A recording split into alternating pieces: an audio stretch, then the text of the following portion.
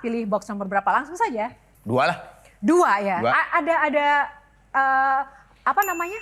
Memori tentang nomor 2? Atau asal aja? Zaman Orde Baru ya, 2 anak cukup. Oh.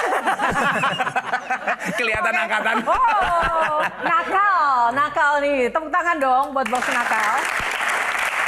Nah, bicara soal nakal, kita pengen tahu paling nakal itu melakukan apa? Saya waktu SMA sama teman-teman pernah ngegembok gerbang SMA supaya nggak sekolah. Dan akhirnya 1 hari itu nggak sekolah. Karena gemboknya berapa biji gitu, gembokin. Kan gergaji gembok susah kan? Dihukum. Habis itu atau? Nggak ada yang tahu.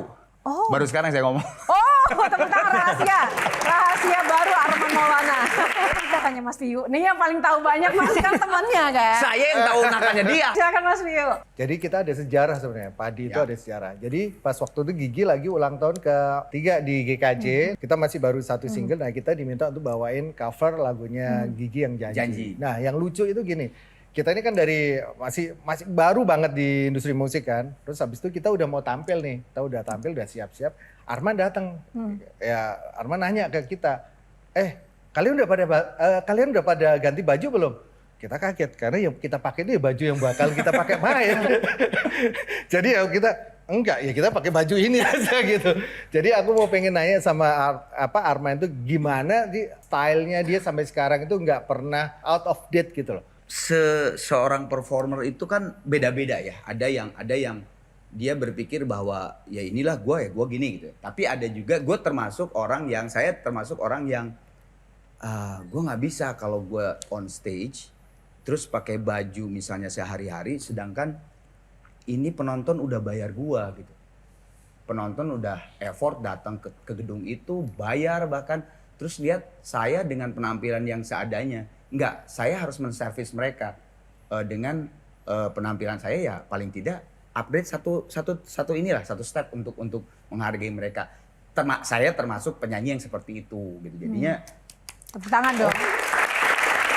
Tapi kan bebas aja, ada yang performer, penyanyi atau apapun itu yang enggak emang gue gini, sehari-hari gue gini, ya oke nggak apa-apa, itu mungkin image-nya dia. Tapi saya yang seperti itu. Jadinya kalau tadi pertanyaan Piu, kok bisa up to date gitu ya terhadap fashion dan sebagainya. Sebetulnya sih saya lebih ke sekarang tuh baju ke arah sini, karena nggak tahu buat saya tuh antara fashion dan musik tuh kayak sama gitu, bersamaan. Kadang fashionnya mempengaruhi atau musik yang mempengaruhi gitu kan. Kadang-kadang seperti itu. Apakah itu juga merupakan resep Mas Arman bisa awet di dunia musik karena adaptif juga menyesuaikan perkembangan zaman ya? Karena emang saya termasuk orang yang, termasuk teman-teman di Gigi juga adaptif semuanya gitu. Kalau Mas Ivan? Buat gue kalau untuk bicara nakal ya, Arman ini termasuk orang yang rapi. Rapi menutup kenakalannya. Wah, buka lo. Jadi terus terang gue nggak pernah lihat kenakalannya dia di bayar wartawan di dari depan dulu. Karena kayaknya ketutup sama teman-teman band yang lebih nakal ya. Jadi kan dulu kan kita bareng tour. Ya baru itu kalau lama juga. Gue kadang-kadang suka masuk ke kamar-kamar teman-teman Gigi. Gue lihat Bujana di kamarnya lagi ngoprek-ngoprek. Thomas gitu juga lagi ngoprek-ngoprek ada ya, ampli lah, apalah amplinya. Tapi kalau kamarnya Arman lagi pakai sarung. Gitu. Wow, habis sholat. Berarti nggak tahu itu emang pencitraan apa gitu ya. Itu juga perlu dipertanyakan. Lu nggak lihat sebenarnya sarung ada burung sebenarnya. Jadi gue Ya. Pak RT banget. Jadi apakah itu juga salah satu kunci awet sukses selama berkarir di musik secara spiritual Mas Arman?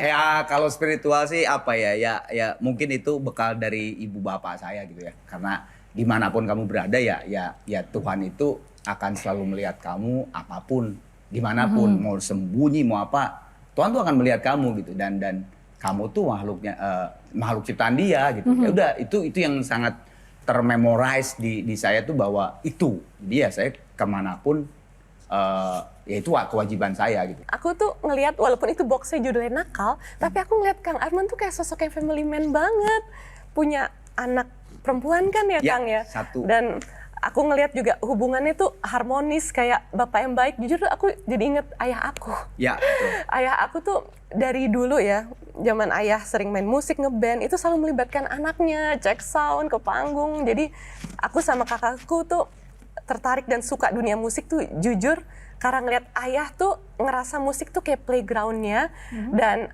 ayah musik tuh bikin ayah hidup dan ayah happy walaupun sekarang ayah lebih banyak ke bisnis real estate ya. Dan aku ngelihat Kang Arman hubungannya sama anak itu juga Masya Allah manis. Dan aku penasaran sebenarnya visi Kang Arman dalam membina keluarga karena aku ngelihat anaknya juga kuliah di London kan ya punten Mas? Ya S1-nya di Leeds, S2-nya di London. Allah. Serius gitu berarti Kang Arman dalam membina rumah tangga, mengarahkan anak, itu bisa diceritakan nggak sih Mas? Kayak gimana kisah di baliknya? Keseimbangannya itu gimana? Sebetulnya berat sih, waktu anak saya mau pergi ke Inggris ya. Beratnya tuh anak satu ya cewek gitu kan. Bukannya kalau cowok cuek enggak gitu, tapi kan cewek jauh. Justru yang pertama menolak tuh saya daripada istri saya. Jadi malah istri saya lebih terbuka lah gitu dia. Saya karena waduh gimana ya jauh. Tapi lama-lama setelah saya pikir, oh ya, toh kan yang akan menjalani hidup juga dia, bukan saya gitu. Berat nggak sih Kang? Wah, ya anak itu hasilnya IP ini gitu, IP yang sekarang saya dikeluarin Sarwa Renjana itu kan sebetulnya kegalauan seorang bapak ditinggalkan anaknya yang jauh gitu. Apa pesan yang ingin disampaikan sih melalui Sarwa Renjana ini?